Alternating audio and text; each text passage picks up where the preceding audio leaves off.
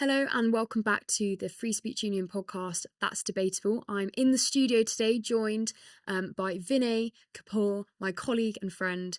Tell us who you are and what you do at the Free Speech Union. Yes, I'm Vinay. I'm the Education and Engagement Officer.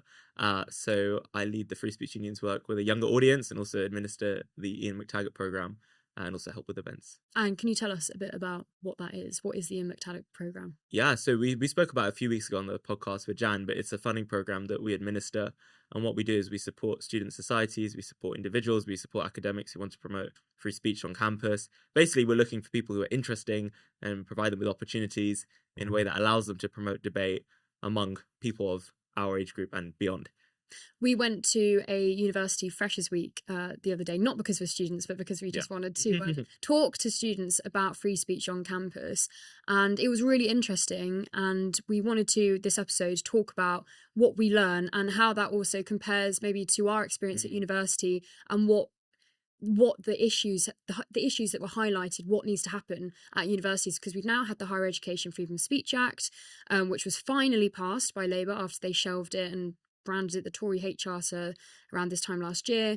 And we also have the very robust guidance from the Office for Students. And so things are looking up legislation-wise, but there are still issues on campus.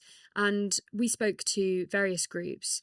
And would you like to talk first about what your main takeaways were, who we spoke to, and what we learned from them? Yeah, so we went to LSE nearly a week ago just to basically see what's going on and just out of curiosity to see, is it really as bad as some people make out, or is it better? And we spoke to a bunch of different people. We spoke to trans rights groups, we spoke to pro-Israel groups, pro-Palestine groups, we spoke to the Spartacus League, we spoke to the Socialist Workers' Party.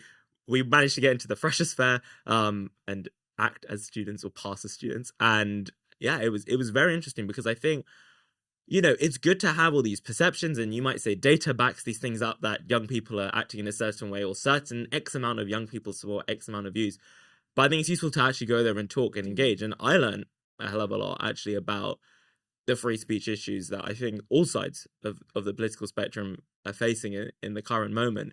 So yeah, it was very insightful. I think that was one of the main takeaways for both of us, that we tend to imagine that people who have what are considered to be minority views within a university setting are the ones who are disproportionately facing issues with their freedom of speech, which I think is true, definitely, but all sides express concern about not being able to get speakers in. I mean, that's something that I have come across from students across the board when I was at university, trying to book speakers, and also talking to people at LSE or talking to people who run political societies at their university, just trying to get the permission from the university to have an external speaker come in to organise events is so tricky, which I think for some people would be quite surprising considering how active university campuses are for political activism and specific causes.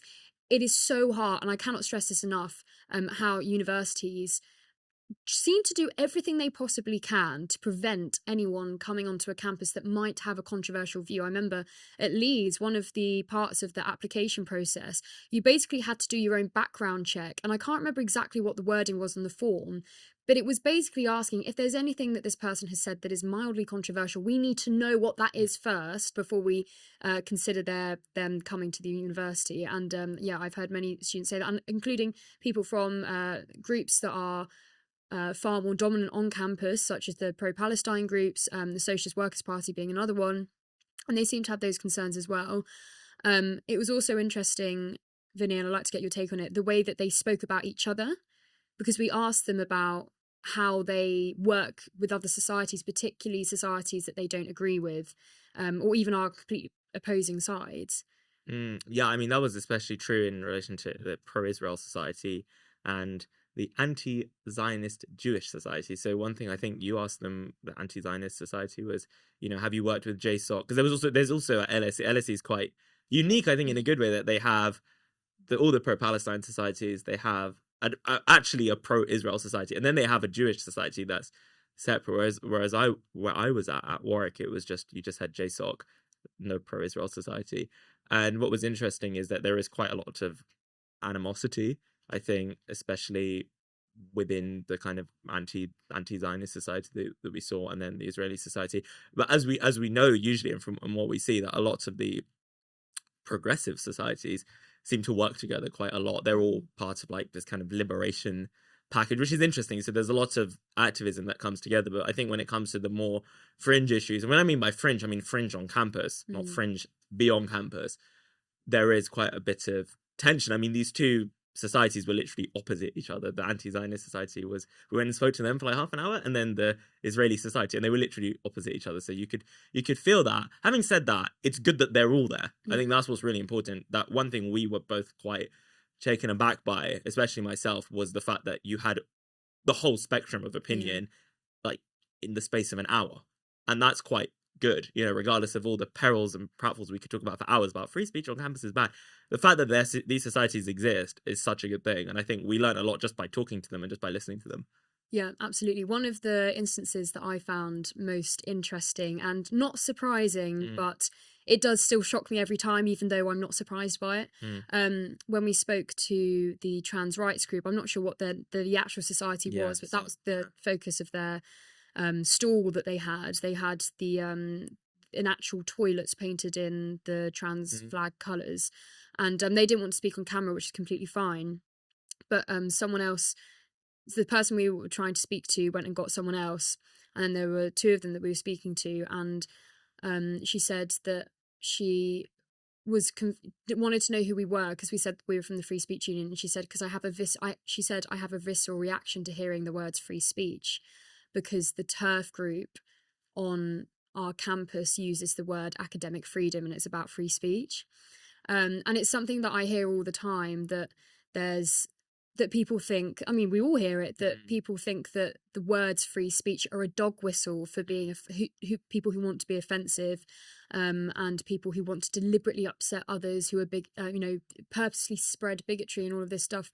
So it was interesting to talk to someone firsthand who, especially on a different university campus, because it was quite nice to be on a campus and them not know where I'm coming from, and not know my views, and it is nice to have a completely candid interaction with someone, because I know for a fact that if they knew my opinion on women's rights and the conflict between trans rights, then they would not have spoken to us at all, because they did have a conversation with us off camera, which was really helpful. And it's nice having that being seen to be impartial, but obviously because we are a completely non-partisan group, despite the fact that it's no secret where my origin story came from, but it is concerning that students are saying, or especially in certain movements, that hearing the words free speech causes them to have a visceral reaction to it. I mean, I think it must make university a very difficult place to be.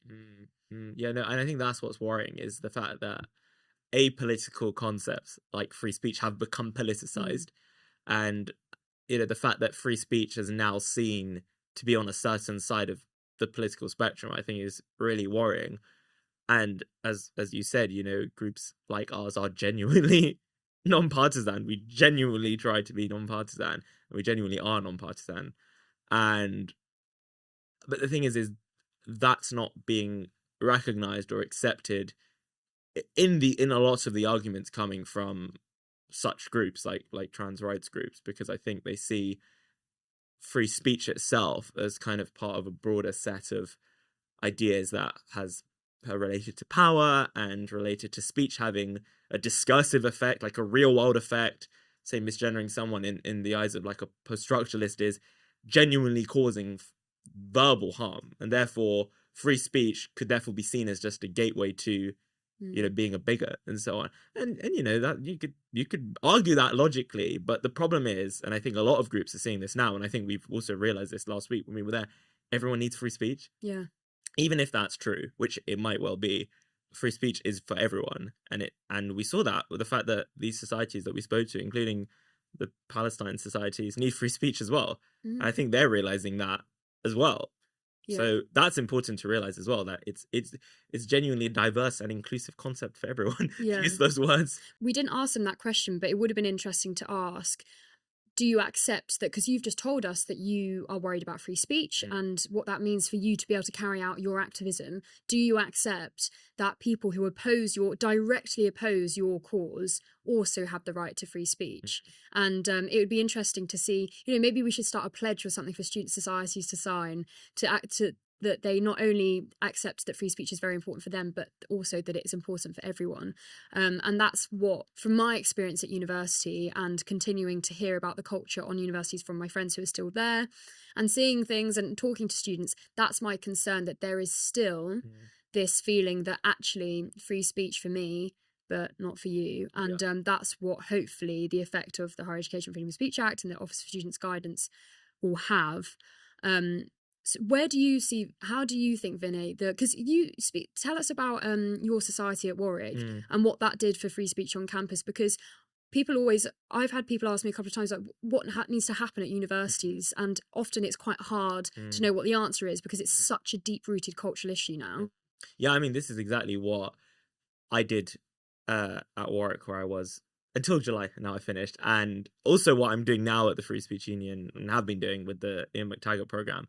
So I think from a point of view of where I was at Warwick, I was quite disillusioned with things, not necessarily because everything was hyper woke and hyper progressive in a sense that you couldn't have debate, but more from a perspective of, if we have debate, we might learn. So it kind of comes back to what I call the Socratic view of free speech. And what I mean by that is it's a view that, positions inquiry and thinking as kind of the kind of how do you put it, the main aim, the primal thing. So I founded a society called Warwick Speakeasy, and it's an idea that basically wants to debate in good faith. It's not, let's stop the woke. There are some societies that do that. That's fine, but I just don't think that works among students, especially if students are so woke. Then you're not going to attract them, are you?